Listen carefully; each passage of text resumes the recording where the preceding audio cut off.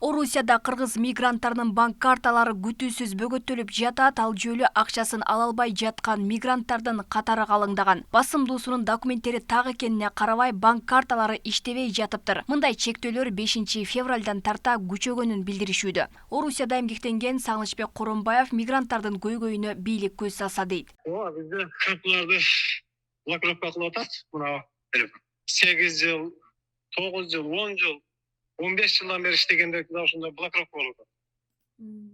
Кандай себептен, эмне себептен болуп атат, эч ким түшүнбөйт. Кээ бири айткан адреске барып атат, кабыл кылмаса кылбай атат. Кандай себеп түшүп калганын эч ким түшүнбөйт азырынча. Посольстводо аны караштырып койгондо жакшы болот эле.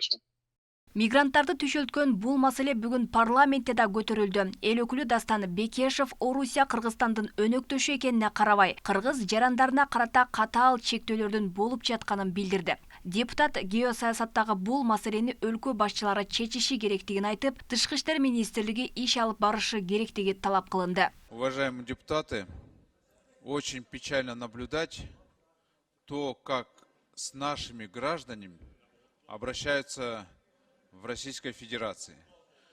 Россия — это наш стратегический партнер, но когда видишь, как блокируют счета нашим гражданам, вводят несоразмерные правовые ограничения, такие причем ограничения, которые не вводит ни одна страна в мире против наших граждан, задаешься вопросом, а как так стратегический партнер может обращаться со своим союзником, партнером, другом. И в этой ситуации, это геополитика или политика, внешняя политика, с этим должны разобраться главы государств. В рамках евразийского экономического пространства вообще такого не должно быть. Мы не должны быть там второсортными или непонятно еще какими. И хочется попросить наше Министерство иностранных дел. По Конституции мы обязаны защищать своих граждан за пределами страны. Орусияда 5 февралдан тарта мекенине жөнөтүү режими делген эреже күчүнө кирген. Анда миграциялык мыйзамдарды бузган мигранттар көзөмөлдөгү адамдардын рейстерине киргизилип калат. Учурда көзөмөлгө алган рейстердин тобуна 67 миңге чукул кыргызстандык киргизилип калган, ага жаңылыш кирип калган мигранттар да бар. Ал эми Орусия бажы биримдигинде Кыргызстанга өнөктөш, анда сырткары ЖКУ-да мүчө. Өнөктөштү кагаз жүзүндө эмес, иш жүзүндө болушу керек дешет. Союздаш экенибизди далилдеп сүйлөшүү жолу менен мигранттарга карата басымды токтотуу айтылды. Бул мамилени Россия Кыргызстанга, Тажикстанга көп ушул методдорду колдонот да.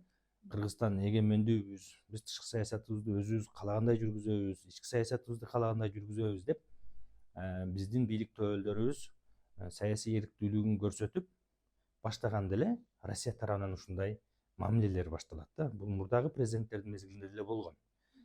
Эми элчилик деген бар. Кыргызстандын Россия Федерациясында элчиси бар. Бир топ чоң шаарларында консулдары бар. Тышкы иштер министрлигибиз бар. Мына ушулар иштеш керек да. Биздин дипломаттар, элчилер, консулдар сапаттуу, сабаттуу болсо, тышкы саясатта тең ата сүйлөшүп, укуктук жактан болобу, моралдык жактанбы, баардык жагынан жакшына урушпай, талашпай эле эсептештирип койсо болот.